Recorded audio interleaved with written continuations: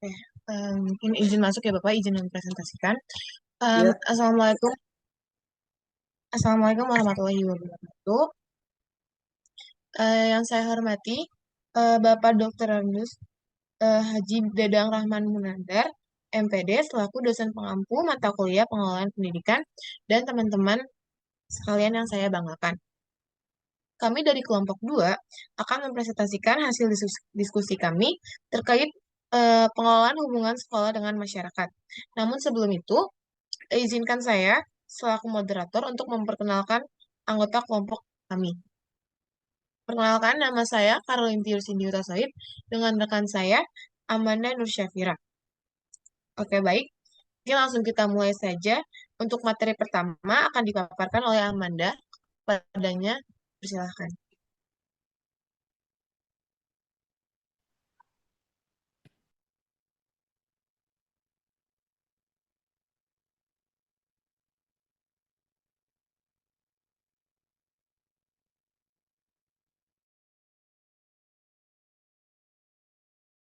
Baik, di sini ada konsep pengelolaan hubungan sekolah dengan masyarakat.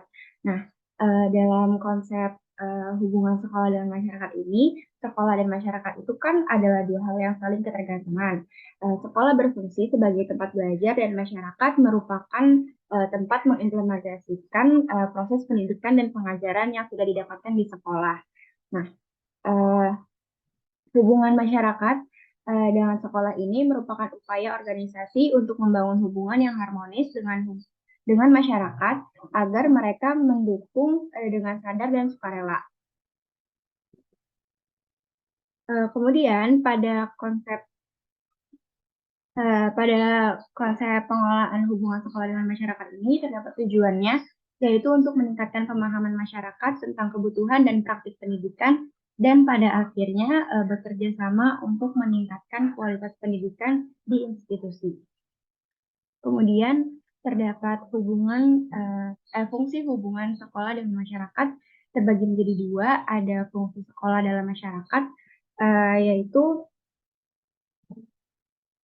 sekolah berfungsi sebagai agen perubahan dalam masyarakat dengan mengubah pengetahuan, cara berpikir, gaya hidup, kebiasaan, cara pergaulan, dan lainnya. Selanjutnya, sebagai lembaga seleksi, sekolah berhak memilih anggota masyarakat untuk menurut kemampuan dan potensinya untuk memberikan pembinaan yang sesuai dengan kemampuan mereka, sehingga setiap orang dapat berkembang dan memaksimalkan potensinya. Selain itu, sekolah juga berfungsi sebagai lembaga peningkat atau class leveling agency yang membantu meningkatkan taraf sosial warga dan mengurangi perbedaan atas tradisi, adat, dan kebudayaan, sehingga terjadi usaha penyesuaian diri yang lebih besar dalam kesatuan bangsa.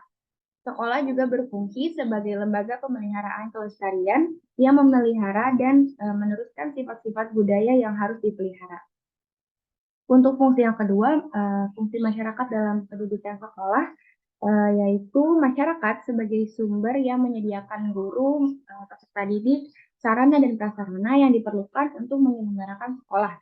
Mereka juga berfungsi sebagai konsumen dari hasil pendidikan sekolah, yang menerima kembali dan menyediakan lapangan kerja bagi lulusan sekolah dan peserta yang terlibat dalam proses pendidikan di sekolah yang terus-menerus mengikuti serta turut mempengaruhi proses pendidikan di sekolah.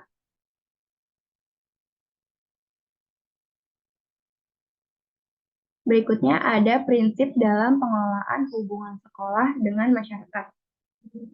Yang pertama ada integritas, keberlanjutan, kesederhanaan, coverage, konstruktif, dan penyesuaian. Untuk materi selanjutnya akan saya kembalikan kepada moderator. Oke, untuk materi selanjutnya akan disampaikan oleh saya sendiri. Selanjutnya ada kebijakan terkait pengelolaan hubungan sekolah dengan masyarakat. Mungkin bisa next slide.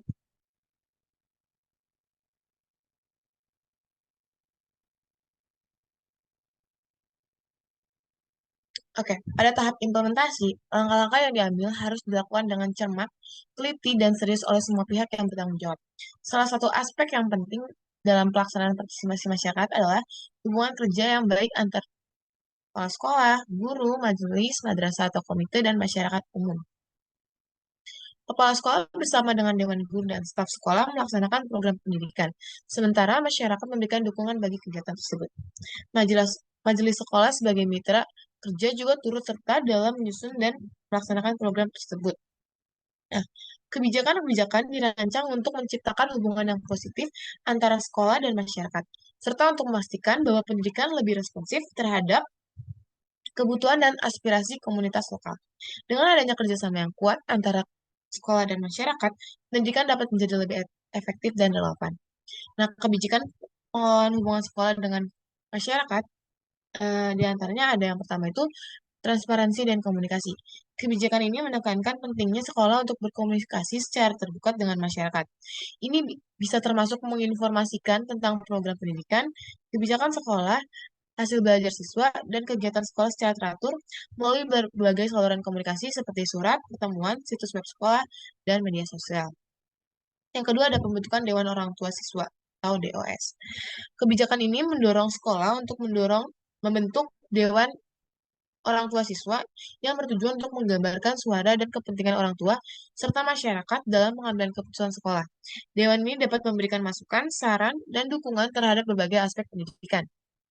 Yang ketiga ada partisipasi dalam perencanaan dan evaluasi. Kebijakan ini melibatkan masyarakat dalam perencanaan, implementasi, dan evaluasi program pendidikan. Ini bisa mencakup pengumpulan umpan balik dari orang tua dan masyarakat tentang kebijakan dan program sekolah. Yang keempat, ada mengatasi ketidaksetaraan. Kebijakan ini menetapkan upaya untuk mengatasi ketidaksetaraan dalam pendidikan dengan melibatkan masyarakat dalam identifikasi masalah dan solusi yang sesuai dengan kebutuhan mereka. Lalu selanjutnya ada dalam Peraturan Pemerintah Nomor 39 Tahun 1992, Bab 3 Pasal 4, Peran serta Masyarakat. Ini yang pertama ada memberikan bantuan dan kerjasama dalam kegiatan penelitian dan pengembangan,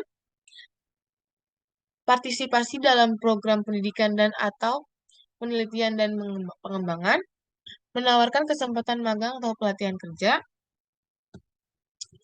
pengadaan dan penyediaan bantuan tenaga ahli untuk mendukung pelaksanaan kegiatan belajar mengajar, mengakuisisi dana dan memberikan bantuan yang mungkin mencakup wakaf, hibah, sumbangan, pinjaman, beasiswa, dan bentuk lainnya yang serupa. Lalu ada menawarkan kesempatan magang atau pelatihan kerja,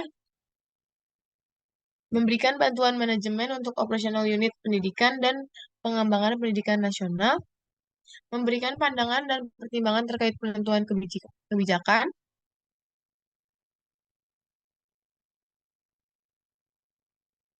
Oke, mungkin materi selanjutnya itu ada hambatan yang terjadi dalam pengelolaan hubungan sekolah dengan masyarakat.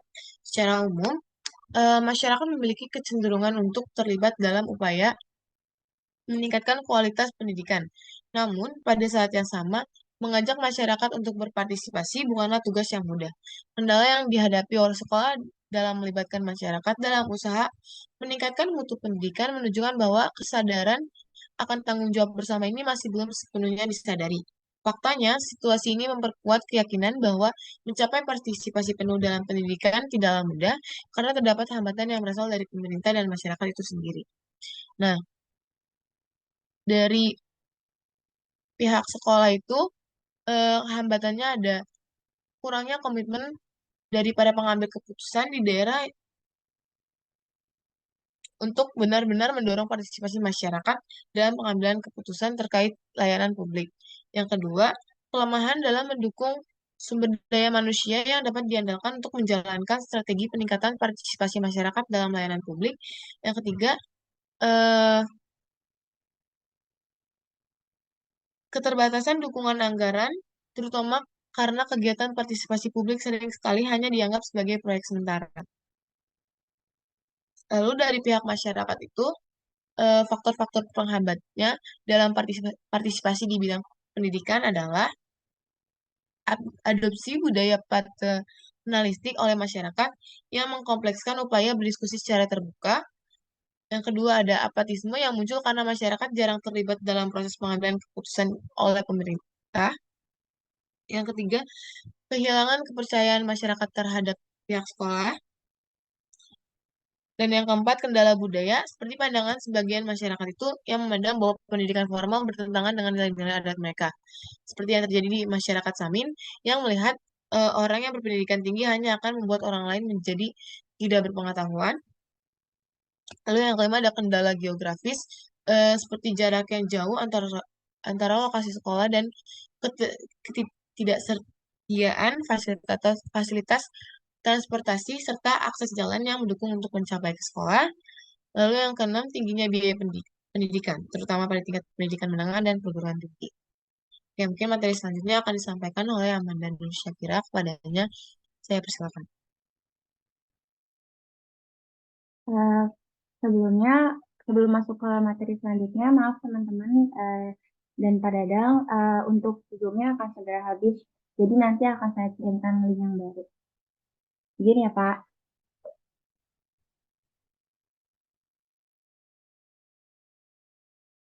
Ya, silakan.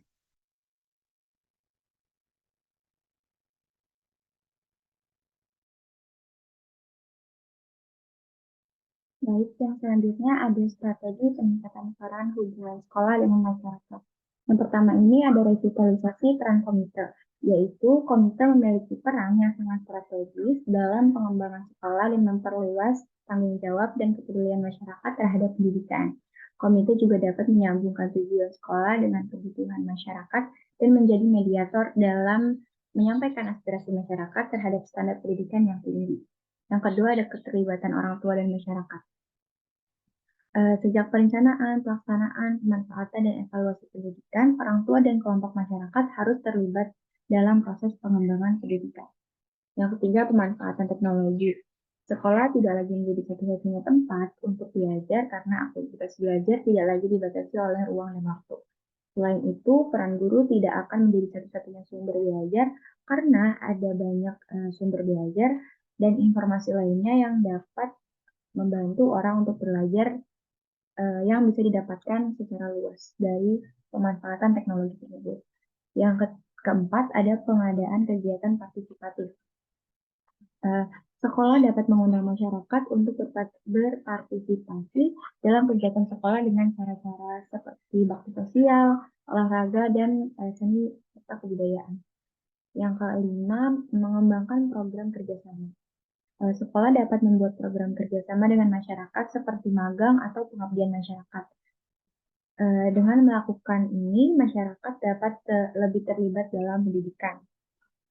Nah, untuk memastikan bahwa pengelolaan hubungan sekolah dengan masyarakat ini berjalan dengan baik, evaluasi dan perbaikan terus-menerus diperlukan selama pelaksanaan rencana tersebut. Membangun hubungan baik antara sekolah dan masyarakat sangat bermanfaat bagi pengembangan masyarakat. Beberapa manfaat dari hubungan baik antara masyarakat adalah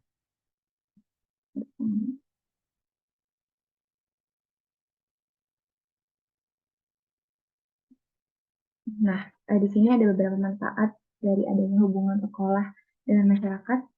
Yang pertama, meningkatkan partisipasi masyarakat, meningkatkan keterampilan masyarakat, meningkatkan kualitas sumber daya manusia, meningkatkan kesejahteraan masyarakat, dan meningkatkan kesadaran masyarakat. Di sini ada beberapa contoh kegiatan hubungan sekolah dan masyarakat.